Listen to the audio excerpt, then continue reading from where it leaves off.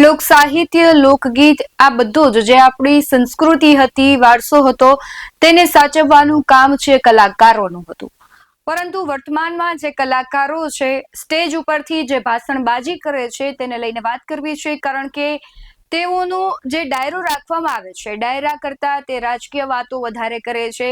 જે લોકહિતની વાત હોય તેમને એ કરવાની હોય, આપણી સંસ્કૃતિ પરંપરાઓને જાળવી રાખી આપણા ધર્મને આગળ વધારવાનું અને તેના પ્રચાર પ્રસારનું કામ કરવાનું હોય, પરંતુ તે કરી શું રહ્યા છે તેના વિશે વાત કરીશું. BS9 TV ન્યૂઝમાં આપની સાથે હું છું ભગવતી વિશાવડિયા.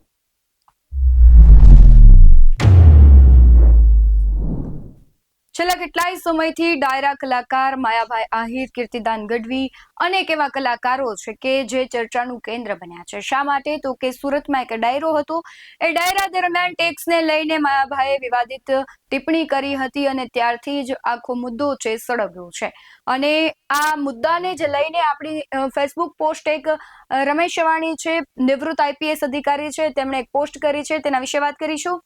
તેમણે પોસ્ટ કરતા લખ્યું છે, સરકારના ખોડા ખૂંદવા ગરીબોની ઠેકડી ન ઉડાવ. મોરબી જિલ્લાના ફળસર ગામના જાગૃત નાગરિક રમણભાઈ રમેશભાઈ જીલરિયાએ 8 જુલાઈ 2026 ના રોજ એક પત્ર મીડિયાને ઉદ્દેશીને લખ્યો છે. ડાયરા કલાકાર માયાભાઈ આહિર અને કીર્તિદાન ગઢવી એક ડાયરામાં ગરીબ મધ્યમ વર્ગ અને ટેક્સ ભરતા લોકોની જે ઠેકડી ઉડાવી છે, તેના કારણે ગુજરાતમાં ગરીબ અને મધ્યમ વર્ગના લોકોની લાગણી દુભાય છે અને હાલમાં સમગ્ર ગુજરાતમાં ખાસ કરીને સોશિયલ મીડિયામાં બંને સામે ભારે નારાજગી અને જનાક્રોશ જોવા મળી રહ્યો છે. છેલ્લા કેટલાય દિવસથી આ ચર્ચાનું કેન્દ્ર બન્યું છે. સૌ કોઈને ખબર જ હશે કે માયાભાઈએ શું ટિપ્પણી કરી હતી.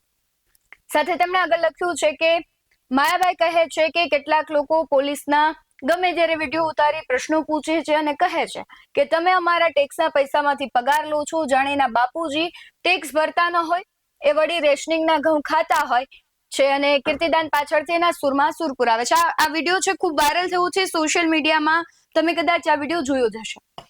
આગળ તેમણે લખ્યું છે, સરકારના અધિકારીઓ અને કર્મચારીઓ જનતાના નોકર જ છે અને તેમને જનતાના ટેક્સના પૈસાથી જ પગાર મળે છે.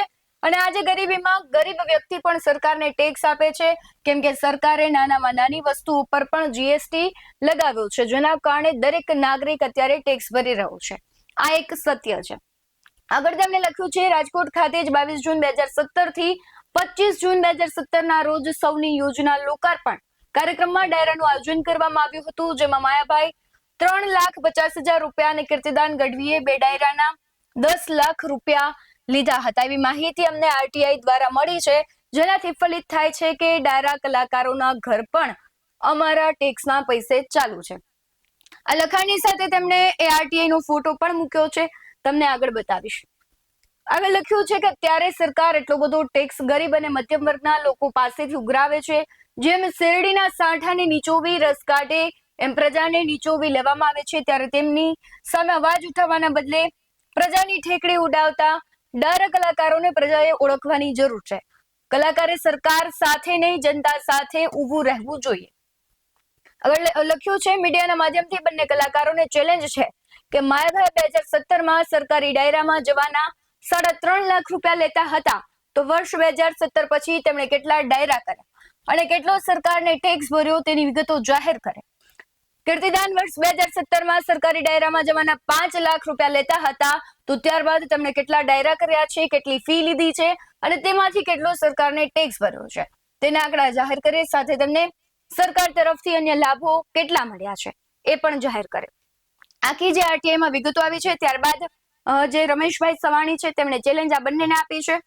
આગળ તેમણે લખ્યું છે કે ગુજરાતમાં ડાયરા કલાકારો દ્વારા સરકારના ખોડા ખૂંદવાની અને ચાપલૂસી કરવાની જાણે હરીફાઈ ચાલતી હોય તેમ કલાકારો વર્તી રહ્યા છે અને વિનાશકાળે વિપરીત બુદ્ધિ તેમ ગરીબ મધ્યમ વર્ગના લોકોનું અપમાન જાહેરમાં કરી રહ્યા છે, જે દુર્ભાગ્યપૂર્ણ છે. આગળ લખ્યું છે, ગુજરાતમાં અત્યારે ગરીબ અને મધ્યમ વર્ગના લોકોને ઘર ગુજરાન ચલાવવું ખૂબ મુશ્કેલ બની ગયું છે, કેમ કે મોંઘવારી ખૂબ વધી ગઈ છે, બેરોજગારી ખૂબ વધી ગઈ છે, ગુનાખોરી ખૂબ વધી ગઈ છે, કામદારો અને ખેડૂતો પાયમાલ થઈ રહ્યા છે. ત્યારે કલાકારોએ સરકારને સાવચેતી